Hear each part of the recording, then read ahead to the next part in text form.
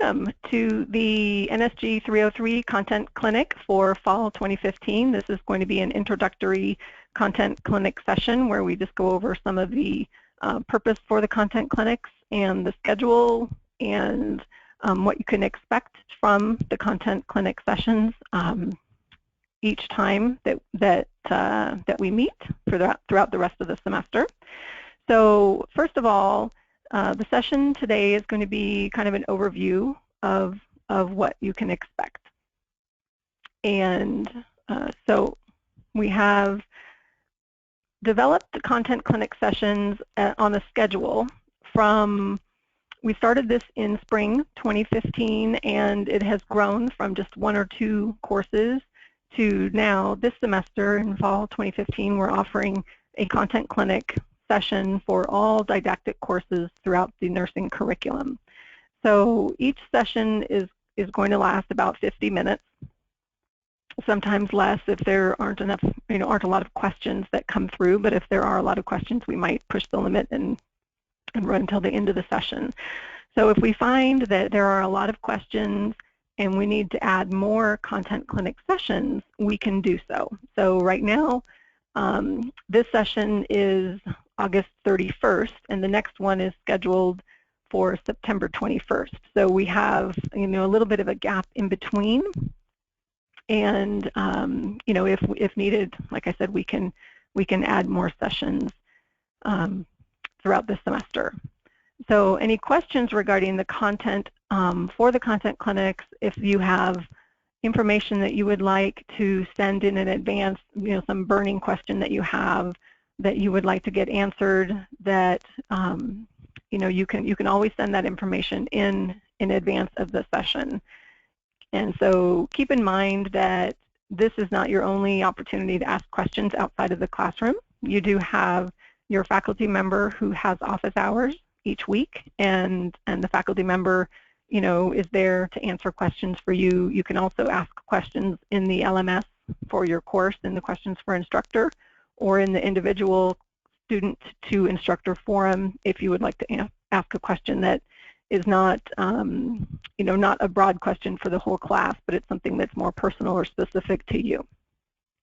And that would be in the learning management system. So these sessions are scheduled, the director, the Arizona director and I, Sheila Searles, and I met to go over the type of schedule that we would like to offer for each of the different courses throughout the program. So courses that have exams, they focus on exam preparation, they meet a little bit more frequently, and then there are other courses that don't necessarily that we haven't anticipated anyway, the need to meet more frequently. And so if that is something that we need to do, we can certainly add more sessions. So you can contact me, stephanie.bondison@gcu.edu. You can contact your faculty member and ask them your questions, or give them questions to, that maybe would benefit the broader audience, you and your peers, in these content clinic sessions. And these were designed, again, for additional support.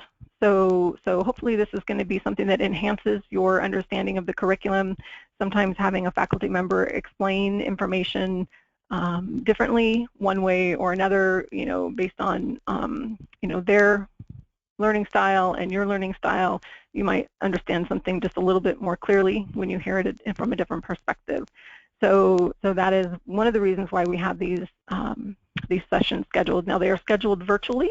They're scheduled as a webinar, or potentially as a conference call in the future, just a conference call, so that we can offer this platform to everybody equally across all locations. And also, it's difficult when people have you have your courses, and then you have labs and sims and other scheduling issues. So we tried to set these up so that they would be they'd have the least amount of conflict with whatever we know about the schedules. So I do know that the Monday afternoon content clinics do conflict with a few of the schedules. So that's another benefit for them being recorded and virtual, so that they can you can listen in and you can get the same information as your peers if you're unable to attend at the time of the session. And so let's see.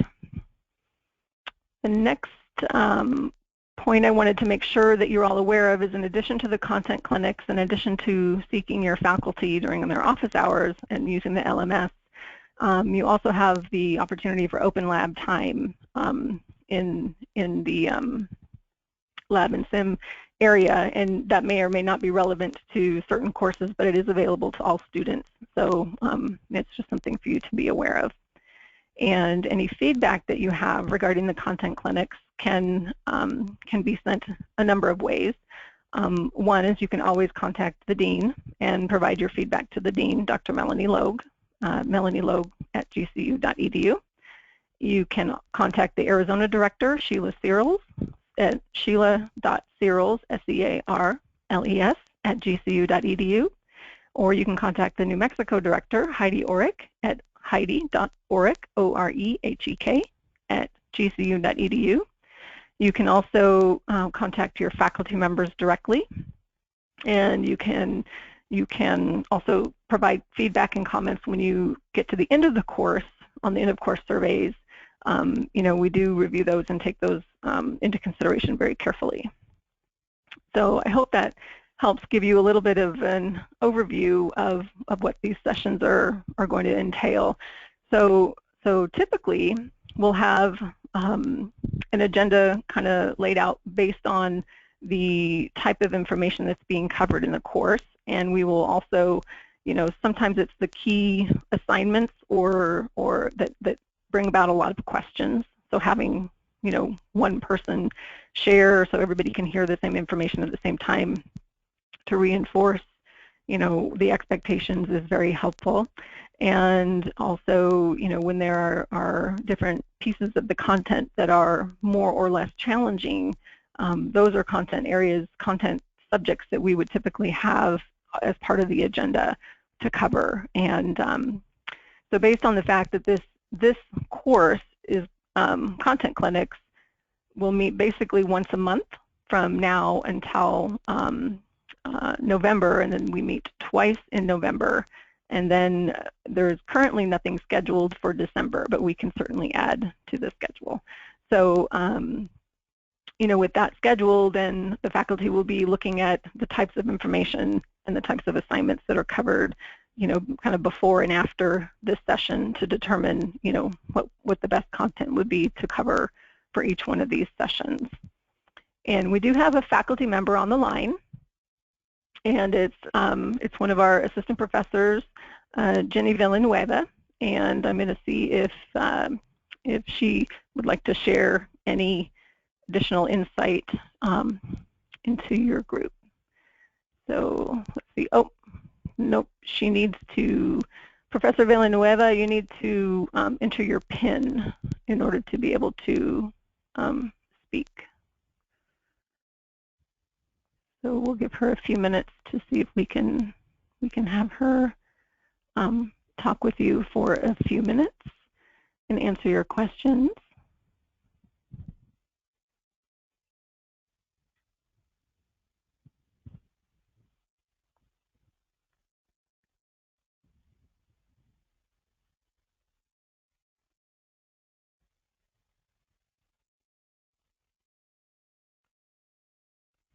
All right, so while I'm waiting for that, so some of the information that that you will be covering in the course, you should always, number one, go back to your syllabus and look at the syllabus and review the objectives for each week. Just as a matter of course, for every single one of your courses, you will want to review the syllabus, look at the objectives, look at all of the deliverables. Make sure, I would personally, make sure that I have kind of time built in before assignments are due, that that I know I can focus and get my work done. You really have to focus in nursing on being on time for your courses, on time for any labs or sims, and of course on time when you get to your clinicals. You know, you need to be able to be sure that you're on time in that situation as well. You know, and prepared, well prepared in advance of the course. So any of the assigned readings, any of the activities, any pre-work that you need to be doing before coming to class, you need to make sure that you do that you accomplish all of that in advance, and it can get very very time consuming. So you want to make sure, you know, my personal opinion is I always have a checklist, you know, if this is what I need to accomplish before the next course or before tomorrow, so that I don't miss anything that is really a critical deliverable and a critical expectation for me for any of my courses. So let me check and see if Professor Villanueva has been able to get on the line. All right, so what I think I will do, Professor Villanueva can hear me, but I cannot hear her. So, oh, here we go. Stephanie, are you on the line? Stephanie, can you hear me? I can. Ah! All right, yay, we can all hear you. Oh gosh, I'm so excited. All right, so do you have any, you know, any additional pearls of wisdom, or, you know, any suggestions for all of the folks that are on the line? Just to add, for this particular course, Nursing 303, the most important thing that you can do as a student is to keep up with the readings. There's quite a bit of reading to do overall in Level 1, but specifically in Nursing 303, that's the primary drive for participation and small group activity, discussion questions, and CLCs that are part of Nursing 303, is having read the materials so that you have the foundation, the basis on which the class discussion is driven. Without that piece of preparation completed prior to coming to class, you could very easily become confused and have a challenge in following the focus of the discussion and, you know, where the course or the class that particular day is going. And I can't stress enough that in this particular class too, the reading is not necessarily something that you need to do with highlighter in hand and highlighting and studying it as you go, as it is to get an understanding of the healthcare perspective of a given topic. Say we're talking about nursing process. What is the nursing process and what does it entail? And you will find that topics and content presented and discussed in Nursing 303 is also going to occur in 301, 305, and 307. In other words, all 4 of Level 1 classes very much interface, interlock, interlink, and reading the content or the assignments for 303 is really going to help you the most to be successful in this class.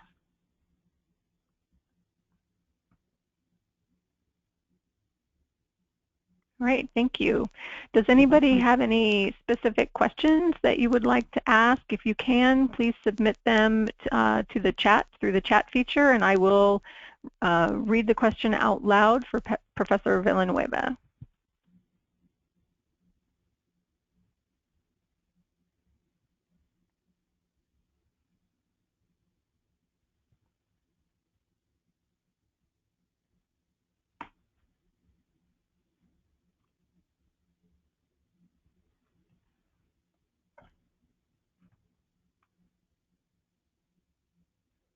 All right, I don't see any questions yet. Oh, here we go. All right, what are upcoming assignments that we should prepare for? For instance, what is the CLC S-bar? The CLC S-bar is where you're divided up into CLCs within your NSG-303 class, and you will be given a scenario, and you can access those scenarios by way of the URL link that is in LoudCloud if you click on the SBAR training scenarios in week 2.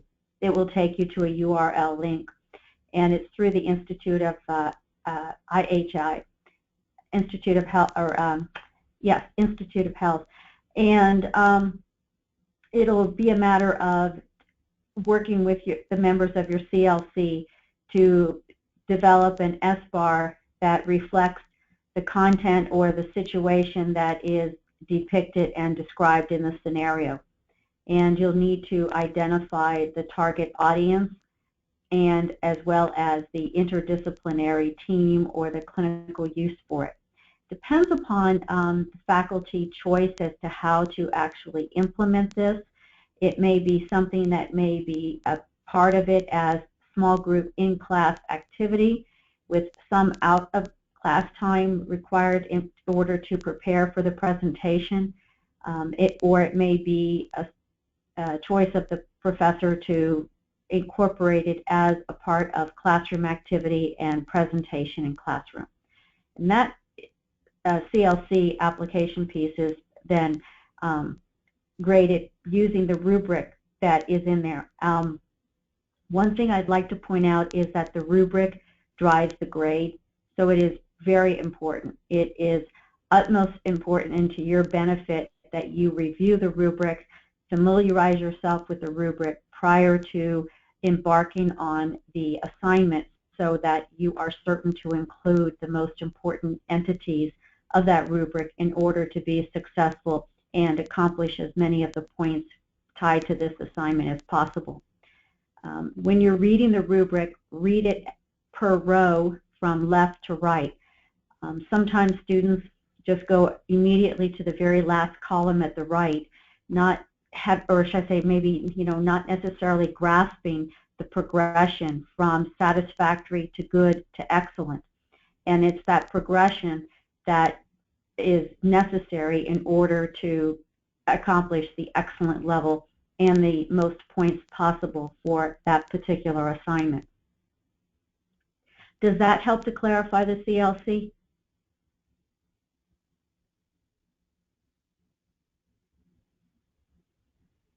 All right, I'll let you know if there is any follow-up. Yes, the answer was yes. So. Okay, great. All right, are there any other questions? Be sure to use the chat feature and you can send your questions in.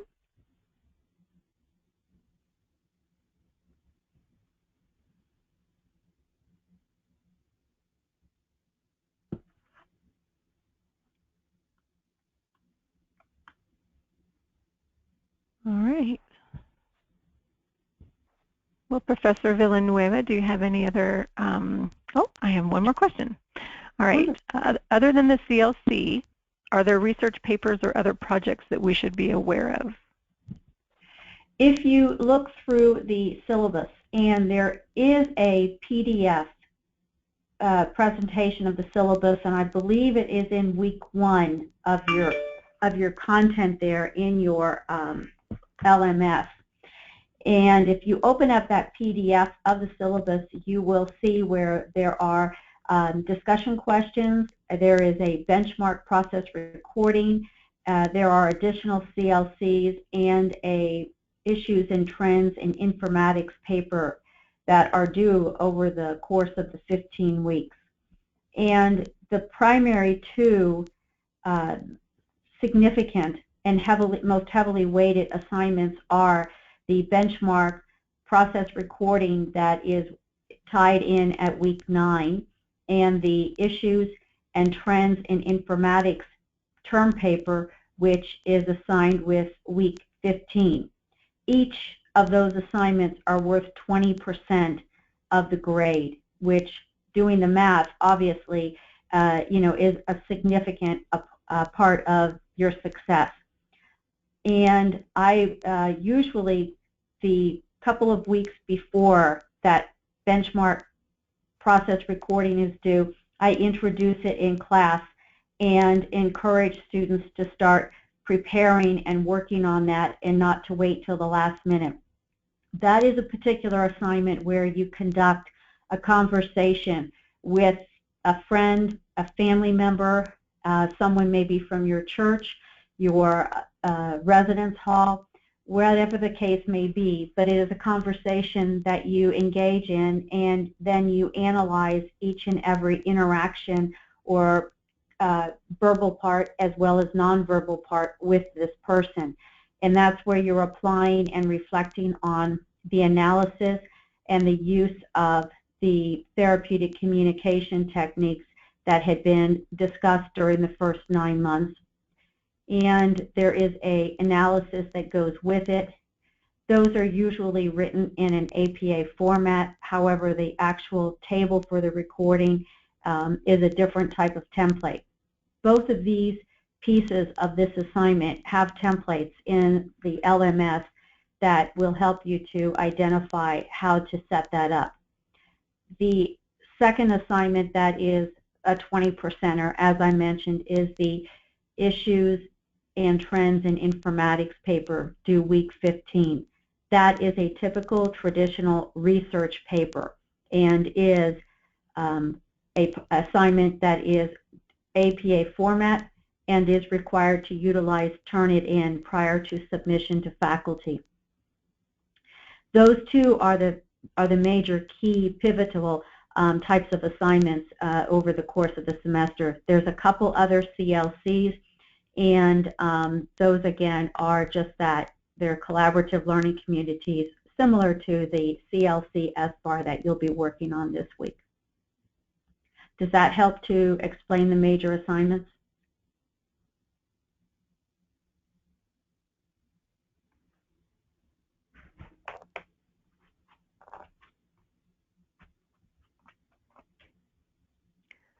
All right, I don't have a response back yet from that student, but if there are any other questions from anybody, please be sure to submit them via the chat so that we can get your questions answered.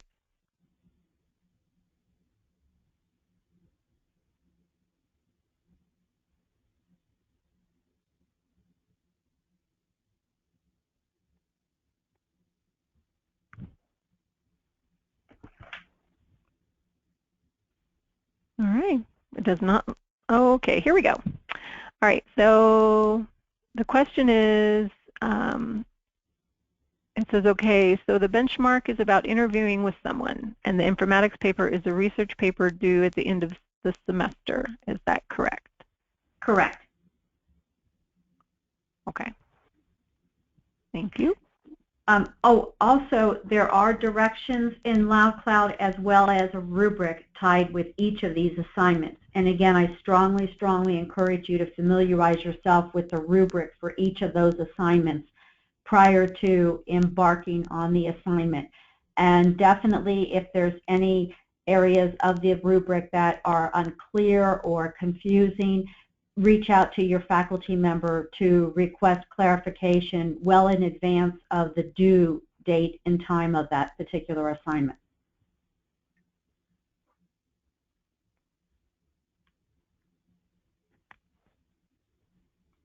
That is excellent feedback. I know from my perspective, it's really important for the students to pay attention to both the written piece as well as the description as well as the rubric, because that's where I do see from my end as someone who sees the outcomes in the end of the semester, you know, that's where I see there's some gaps sometimes where students maybe did not notice or review all of the columns and rows on the rubric very carefully. And so, you know, that is an area where I would recommend students also, you know, pay close attention. I'm glad you mentioned it. Thank you.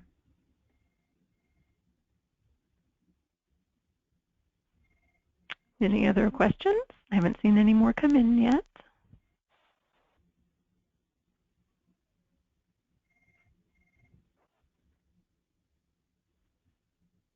All right, so what I would suggest, and again, you know, I mentioned this, I believe, at the beginning when, you know, I was doing more of the overview, is to please be sure to contact your faculty members. When you have questions, you can contact them through the LMS. You can contact in the questions for instructor and also the individual student-instructor forums. You can meet with your faculty during office hours that are scheduled. You can, of course, come to these content clinics, and you are welcome to submit suggestions for different topics, content, maybe that some burning question that you have that you really want to make sure gets covered during this content clinic. And in particular, if you're not able to attend at the time of the session, if you want to send your question in advance, we will make sure that we get it answered during the content clinic itself, so that it can be available for you to listen to later. And these sessions will become available within 24 hours to everybody. And I will be sending out, and this is Stephanie Bondison, I will be sending out the information regarding how to listen to the recordings, in the near future for this particular session within 24 hours. I haven't seen any more questions come through, so it looks like that concludes our content clinic session for today. And I want to thank you all for participating. Thank you, Professor Villanueva, for answering the specific questions regarding the content. I appreciate your participation very much. And I wish you all a good day. Thank you.